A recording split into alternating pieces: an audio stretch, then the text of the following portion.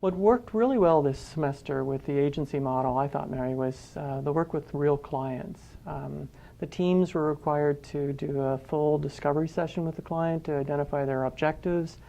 Then they had come back to the client with a creative brief, which sort of set the timelines and exactly what was going to be done in the campaign. And then, of course, they had the full marketing plan to do for their clients. Yes, and I think working with real local clients gave the students the opportunity to see their work out there. And that's something that they could put in their portfolio to help them in their job search. Another thing that I think really worked well was the concept of teamwork.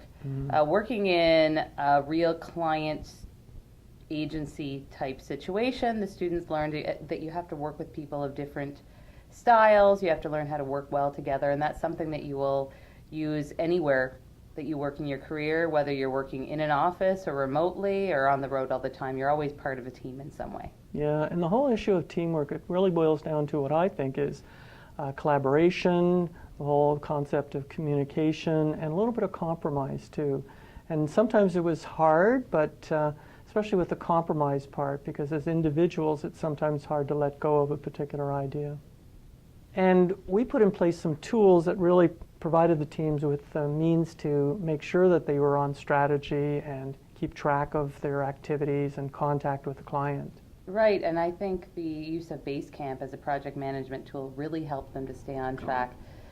Keep us informed as the progress, as you would. You'd have to report up to your boss as what's going on. Right. And of course, us having them do weekly timesheets and status reports to make sure that everyone knew what was happening when.